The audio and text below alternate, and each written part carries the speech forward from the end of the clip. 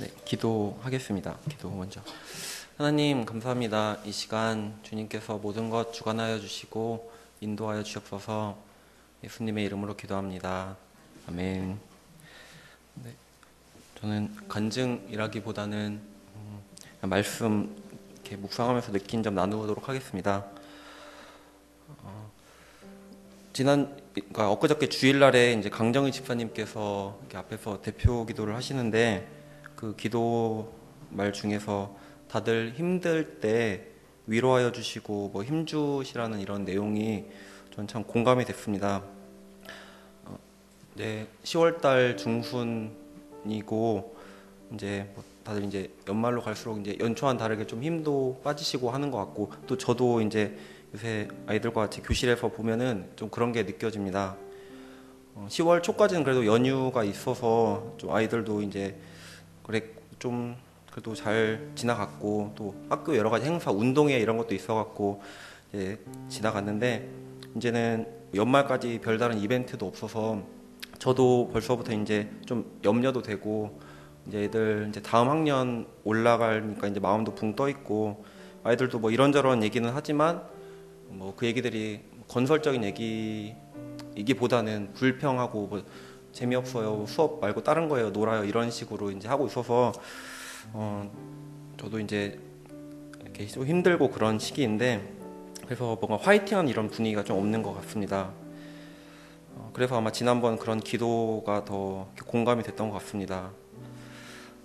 지난 여름 기간 동안에 아내랑 시간이 잘 맞아서 프랑스를 갔다 왔었는데 거기에서 이제 가이드가 하루 했던 얘기가 있는데 저희가 바캉스라고 많이 하잖아요. 근데 그 바캉스란 단어가 영어인 베이컨트란 단어랑 같은 의미라고 합니다. 베이컨트는 비우다라는 뜻인데 바캉스는 이제 프랑스에서 나온 단어인데 그거는 이제 프랑스 사람들이 이제 여름 휴가 시즌, 겨울 휴가 시즌 되면은 그 프랑스 도시를 온통 비우고 다 이제 외국이나 다른 도시로 이렇게 여행을 간다고 해요. 이제 그걸 저희들은 이제 바캉스 간다라고 하는데 이제 그 사람들은 그 뭐 짧게는 뭐 2주일, 길게는 뭐 한 달씩 그 자기 있는 곳을 비워서 딴 데 이렇게 여행하면서 그게 거기서 잘 쉬고 또 이제 다시 또 일상으로 돌아와서 이렇게 지낸다고 하는데 그래서 이제 여름 휴가 동안 잘 비우고 그 이후에는 이제 또 다시 일상으로 돌아오면은 그 비운 곳을 또 채워가면서 살아간다고 이렇게 합니다. 그거를 그 가이드한테 들으면서 정말 저렇게 쉬는 거, 휴식이 얼마나 중요한지 그렇게 깨달은 것 같아요. 그 사람들은 이제 그렇게 잘 쉬니까 또 다시 일상으로 돌아왔어도 이제 또 그 쉰 그 빈틈을 채우기 위해서 또 열심히 또 이렇게 일할 수 있는 것 같고요. 근데 이제 저도 그렇고 이제 한국 사람들은 이제 잘 못 쉰다고 하잖아요. 그래서 그런 걸 보면서 쉬는 게 얼마나 중요한지 느꼈습니다. 그래서 저 이제 시편 23편을 이제 묵상을 하면서 진정한 쉼이 주는 까닭을 같이 깨달았고요. 좀 나누고 싶습니다. 제가 그냥 읽어가면서 할게요. 1절 보면은 주님은 나의 목자시니 내게 부족함이 없어라. 나를 푸른 풀밭에 누이시며 쉴만한 물가로 인도하신다. 1절, 2절에서 보면은 예수님과 저희와의 관계를 양과 목자로 이렇게 얘기하셨는데 양의 특징은 눈이 나빠서 방향 감각이 이렇게 없다고 합니다. 그리고 남한테 잘 속아서 야생개가 이제 구석으로 몰아서 잡아먹기도 한다고도 하고요. 또 다리 힘이 약해서 잘 넘어지고 또 잘 못 일어나기도 한대요. 그래서 양은 좋은 목자를 만나는 에 따라서 그 인생이 좌지우지 된다고 합니다. 여기 1절, 2절에 보면은 저희를 양과 또 예수님을 목자로 이렇게 얘기했고 저희는 예수님과 같은 가장 좋은 목자를 만났으니 저희 양에게는 아마 걱정할 것이 없다는 생각이 들었습니다. 그리고 2절에도 보면은 때에 따라서 풀도 먹이시고 쉬게도 하신다는 얘기를 들었을 때 예수님께서 이렇게 휴식도 이렇게 허락하시는구나 하는 것을 깨달았습니다. 3절에 보면은 나에게 다시 새 힘을 주시고 당신의 이름을 위하여 바른 길로 나를 인도하신다 를 봤을 때 우리를 쉬게 하시는 이유가 저 3절에서 있는 것 같습니다. 개역 개정에는 내 영혼을 소생시키시고라고 나와 있는데 저기 새 번역에 보면은 다시 새 힘을 주시기 위해서 쉬게 하신다고 하셨습니다. 또 그 다음에 보면은 나를 바른 길로 인도하신다고 하십니다. 내가 이제 때로는 너무 지치면 어디로 가야 될지 잘 모를 수가 있는데 주님 안에서 잘 쉬면은 내가 어디로 가야 할지 그 길도 보여주신다는 것을 깨닫게 되었습니다. 그래서 이렇게 잘 쉬게 되면은 우리에게 회복해 하시는 것들이 뒤에 4절, 5절, 6절에 나오는 것을 느꼈습니다. 먼저 4절에 보면은 내가 비록 죽음의 그늘 골짜기로 다닐지라도 주님께서 나와 함께 계시고 주님의 막대기와 지팡이로 나를 보살펴 주시니 내게는 두려움이 없습니다. 네, 저 4절에 보면은 우리에게 두려움을 없게 하시는 주님을 만나게 되는 것을 깨달았습니다. 잘 쉬었을 때는 이렇게 우리 두려움도 사라진다고 합니다. 저기서 막대기와 지팡이가 나오는데 막대기는 목자가 이제 양을 공격하는 그런 맹수들을 이렇게 쫓는 용도로 사용하는 게 막대기라고 하고요. 지팡이는 이렇게 구부러진 그곳을 이용해서 양이 혹시 헛단 길로 갈 때 그 양의 목을 이렇게 낚아채서 다시 이렇게 오게 하는 그런 용도로 쓰인다고 합니다. 그래서 저 막대기와 지팡이로 나를 이렇게 옳은 길로 인도하시니 앞에서 뒤에서 이렇게 인도하시니 두려움이 사라진다는 것을 알 수 있습니다.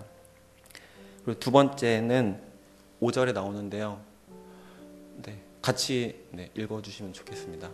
주님께서는 내 원수들이 보는 앞에서 내게 잔치상을 차려주시고 내 머리에 기름 부으시어 나를 귀한 손님으로 맞아주시니 내 잔이 넘칩니다. 아멘. 잘 쉬면은 또 회복이 되는 게 저기 보면은 내 잔이 넘친다고 했는데 저것은 성령의 잔을 뜻하기도 한다고 합니다. 그래서 성령 충만해지고 그러면은 그 예수님이 주는 평안함이 내 안에 있다는 것입니다.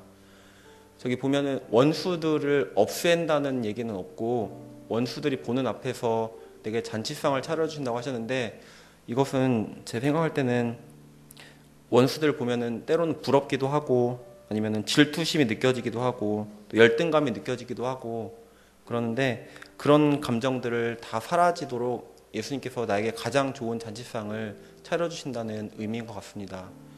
그리고 성령으로 기름 부어주시니 다른 세상이 줄 수 없는 그런 평안함을 이렇게 누리게 하신다는 것을 알 수 있었습니다. 그리고 6절에 보면 세 번째 유익이 나오는데 같이 읽어보겠습니다.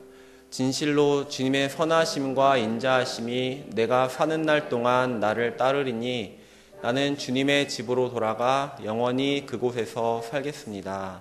아멘. 선하심과 인자하심을 느끼게 된다고 했습니다. 저기서 말하는 선하심은 목사님께서도 여러 번 얘기해 주셨는데 히브리어로 토브라는 단어라고 합니다.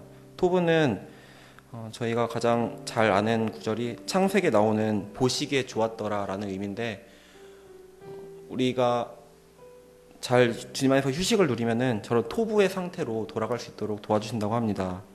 그 두 번째 인자심은 또 히브리어로 헤세드라는 단어인데 헤세드는 저는 단순히 은혜라는 뜻인 줄 알았는데 충성이라는 뜻이 또 있다고 합니다.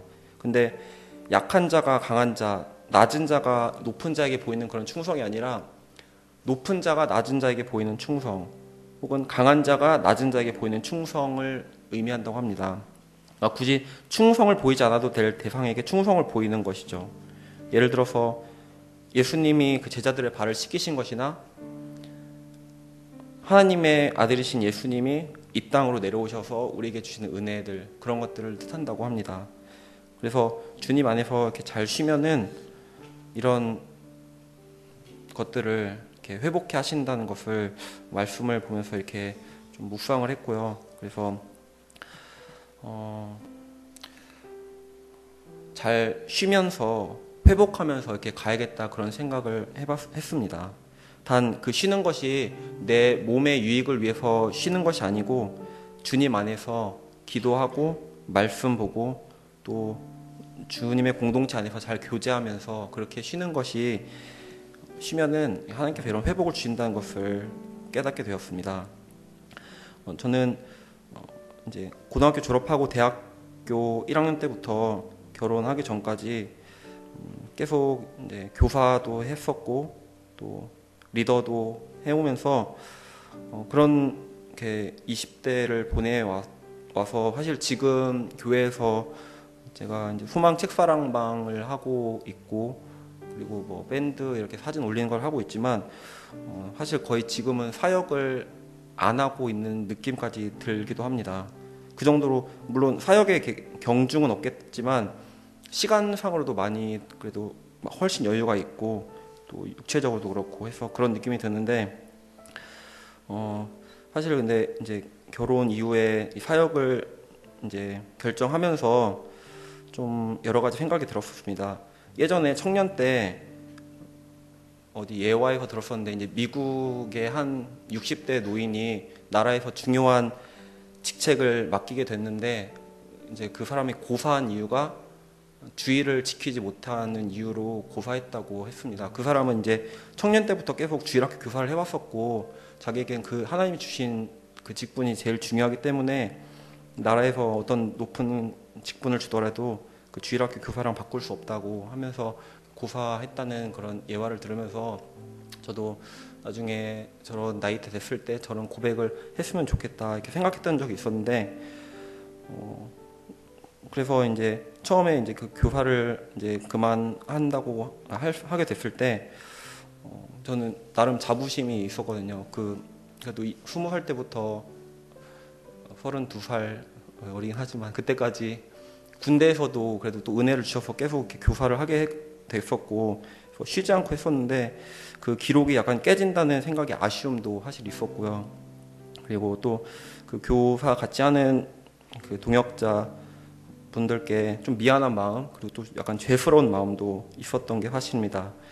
처음에는 그런 마음이 있었고 좀 시간이 지난 후에는 이제 이렇게 하는 것을 이렇게 보면서 잘 하고 있나 이런 생각도 들고 그러니까 저도 이제 제 경험에 따라서 이렇게 하는 게 맞지 않나 이런 생각도 들면서 어느 생각이 교만으로 바뀌고 있는 것을 제가 느꼈습니다.